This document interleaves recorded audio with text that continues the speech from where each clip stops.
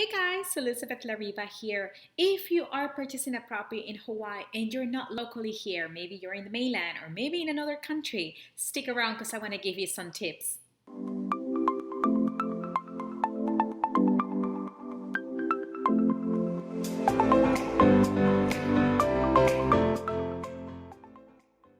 So let me give you 5 tips if you're purchasing a property and you're not here in Hawaii.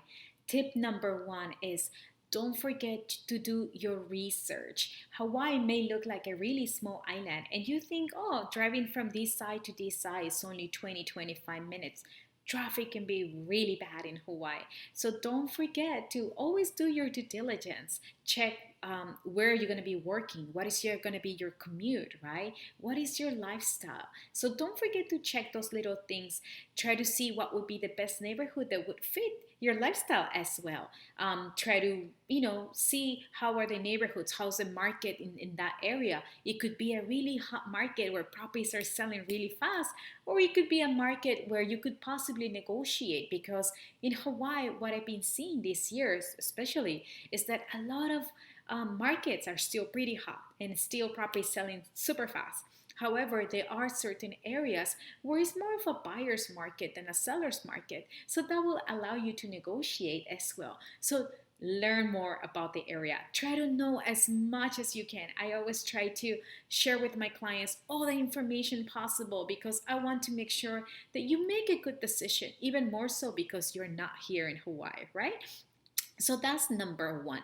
Tip number 2 is try to find a realtor that is going to preview the property for you. So, for example, what I do with my clients that are not here, I go to the property, I can take a video, I also Skype with my clients because sometimes you look at the pictures, but that doesn't really give you an idea on how the neighborhood looks like, right?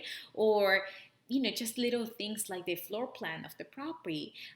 So I always try to do that due diligence, even more so, for example, where the parking stall is, if there's any storage unit, how close or far it is, because you're not here, right? So, for example, I try to be your eyes here. I try to do all the due diligence and show you as much as I can through video or through Skype. So, and probably a video that you would like a lot is going to be the most common mistakes that a buyer makes. I think that's a good video to watch as well. But that was tip number 2. So let me give you the third tip is to try to work with the local lender. Probably you already have a business relationship with the lender in the mainland. However, they are not too familiar with our market here in Hawaii. They're not familiar with the way a property records. Here we have, for example, closing and recording is 2 different things. For example, we also have land court and regular systems. Some lenders don't understand that. Also, when you are submitting an offer, we do prefer to work with a local lender that we have access to. The lenders have access to the underwriter for any questions. So I know you probably may have a lender that you work with in the mainland, but try to see what a local lender can offer you. And more than anything, it's always so convenient to be able to call the lender to get those questions answered, and it makes your offer stronger too.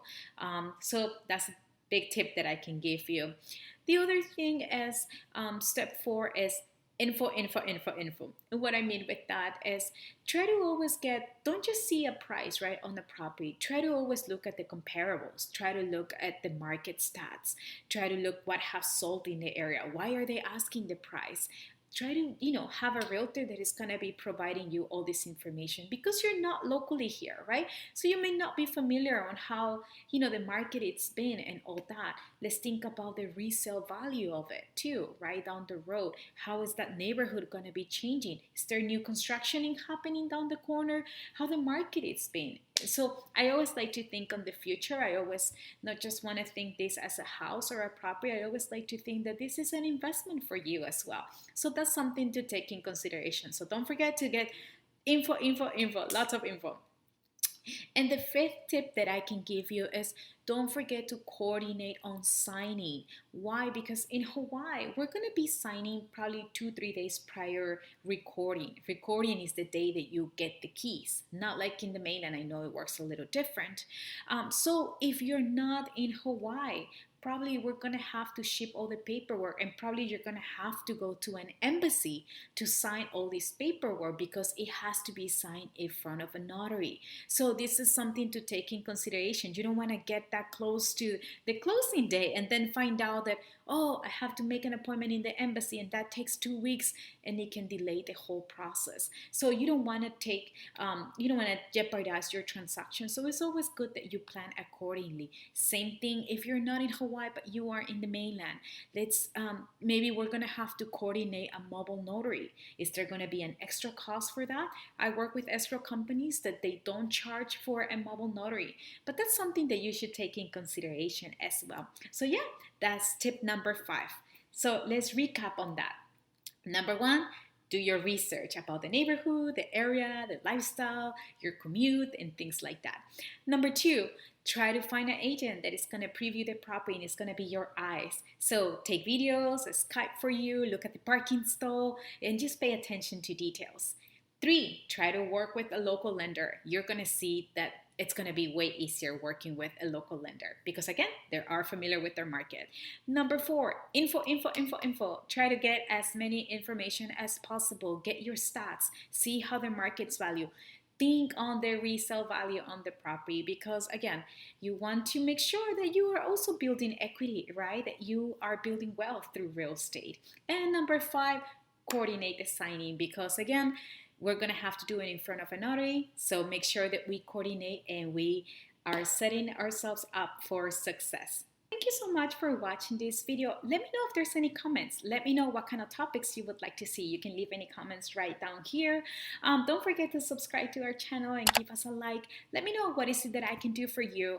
My contact information is below in case you want to give me a call, a text, or an email. I would love to share more info. As you know, I love to educate my clients and to share a lot of information. This is why I'm putting all these videos together. Again, my name is Elizabeth Lariva.